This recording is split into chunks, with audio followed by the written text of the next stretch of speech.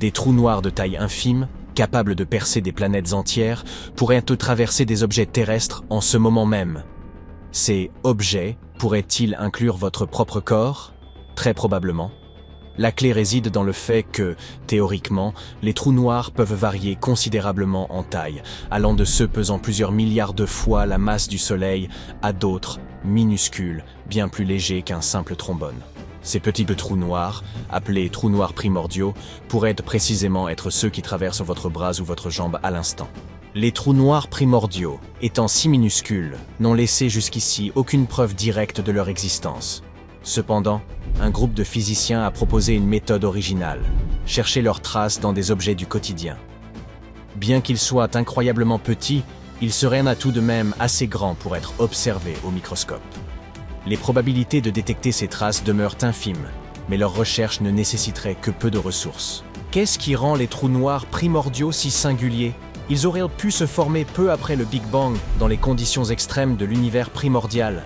Encore plus fascinant, ils pourraient constituer une part essentielle de la matière noire, cette substance énigmatique représentant 85% de toute la matière de l'univers. Contrairement aux trous noirs issus de l'effondrement d'étoiles ou de nuages de gaz, les trous noirs primordiaux seraient probablement nés de zones extrêmement denses de particules subatomiques, telles que des protons, des neutrons ou des électrons, durant les premières fractions de seconde de l'univers. Ces trous noirs pourraient avoir la masse d'une montagne tout en étant aussi petits qu'un atome d'hydrogène, ce qui les rend particulièrement difficiles à détecter. Pour mieux orienter leurs recherches, les scientifiques ont établi des calculs visant à prédire les indices que pourraient laisser ces trous noirs primordiaux. Une hypothèse intéressante est que des planètes ou astéroïdes pourraient capturer ces trous noirs, lesquels siphonneraient alors l'intérieur de ces corps célestes. Si le noyau d'une planète ou d'un astéroïde est liquide, un trou noir capturé pourrait absorber cette matière plus dense. Après avoir englouti le noyau, le trou noir pourrait s'échapper à la suite d'un choc ou d'un impact. Le résultat serait une coquille planétaire évidée. Si l'objet est relativement petit, environ 1/10 de la taille de la Terre, il pourrait demeurer intact assez longtemps pour être détecté par des astronomes. En revanche, des planètes plus grandes mais évidées s'effondreraient sous l'effet de leur propre gravité. Cela offre un autre moyen d'identifier des trous noirs primordiaux.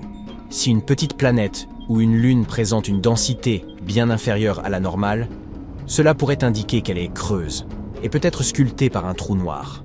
Il se pourrait que nous n'ayons même plus besoin de chercher des indices dans l'espace. Les scientifiques ont également déterminé ce qui se produirait si un trou noir primordial traversait un objet sur Terre. Par exemple, un trou noir d'environ 1 tonne pourrait creuser un tunnel à travers la matière, créant une ouverture environ 700 fois plus fine qu'un cheveu humain. Ce qui est encore plus fascinant, si un objet se déplace à une vitesse supérieure à celle du son dans un matériau, les molécules de ce dernier n'ont pas le temps de réagir, et le matériau ne se déchire pas. C'est un peu comme comparer le lancer d'une pierre contre une vitre qui la brise, au tir d'une balle, qui ne laisse qu'un trou net et précis. Les chercheurs pourraient analyser des roches datant d'1 milliard d'années ou même des structures âgées de quelques siècles afin d'y repérer les traces de ces passages microscopiques. Toutefois, il y a un bémol.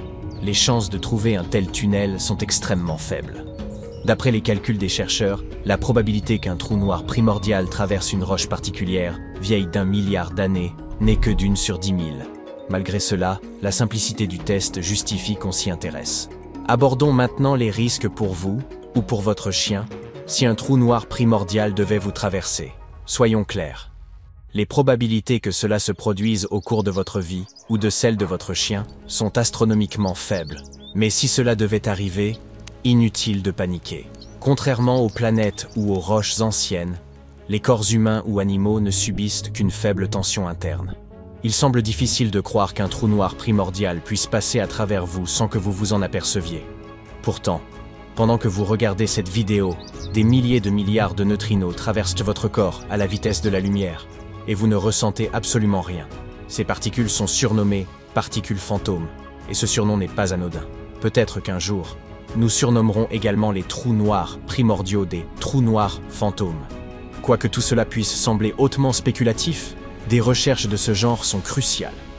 De nombreuses idées, qui paraissaient autrefois extravagantes, font désormais partie intégrante de la science. Une pensée créative est indispensable pour résoudre les plus grands mystères de la physique, comme la nature exacte de la matière noire.